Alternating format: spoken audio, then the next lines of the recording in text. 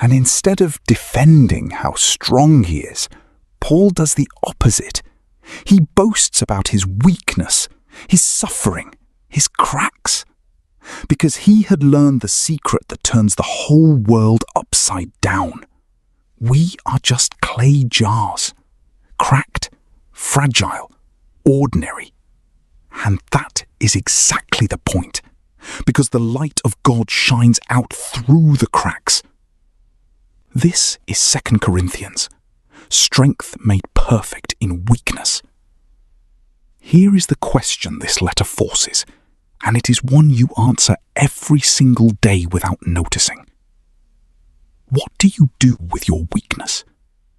Your wounds, your failures, your limitations, the parts of you that are obviously cracked, the struggle you hope nobody finds out about.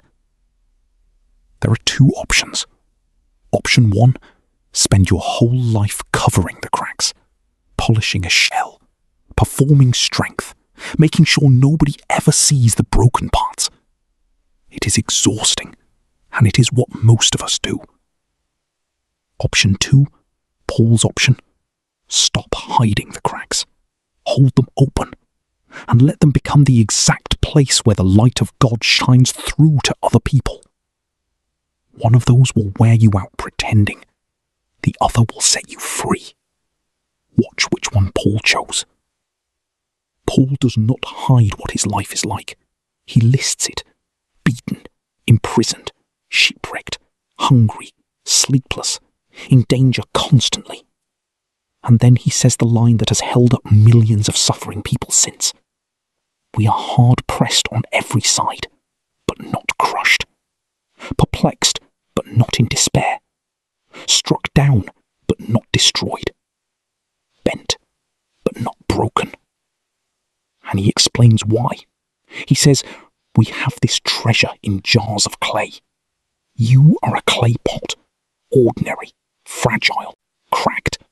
And God deliberately puts his treasure, his spirit, his power, his presence, inside cracked clay pots like you, so that everyone can see the power is obviously from God and not from us.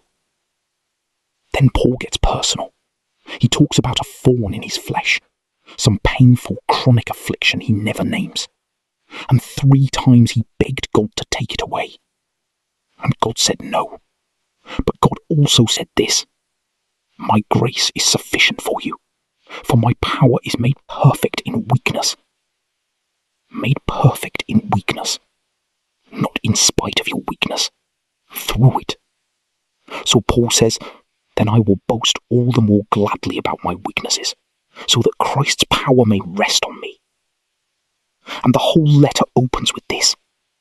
God is the God of all comfort, who comforts us in all our troubles, so that we can comfort others with the comfort we ourselves received.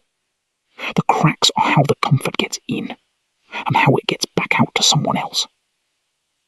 Here is the turn, and it might be the most freeing thing in this whole series. Your weakness is not the thing that disqualifies you. It is the thing that qualifies you. You have spent so much energy hiding your cracks, covering the wound, performing the strong, polished, has-it-together version of yourself. And it is exhausting, and it keeps everyone at a distance, and it keeps the light trapped inside. Paul says, stop. Your cracks are not the problem. They are the point. They are exactly where God's power and comfort pour out, to you and through you to everyone else who is quietly cracked and desperate to know they are not alone. The world is full of people performing strength and dying inside. What they are starving for is one honest, cracked person who will open their arms and let the light show through. Be that person. Stop covering the cracks. Let them shine. There is a thread. Paul's whole upside-down message, that God's power shows up in weakness, has one ultimate proof. The cross. Think about how it looked. A beaten, exhausted, broken man, stripped and nailed up and executed in public shame. By every visible measure, total weakness, total defeat. The cracks of a human being on full display. And it turned out to be the single most powerful event in the history of the universe. The thing that defeated sin and death and saved the world. Paul says it plainly. He was crucified in weakness, yet he lives by God's power. The deepest crack in all of history, the wounds of Jesus, is the place where the most light has ever poured out.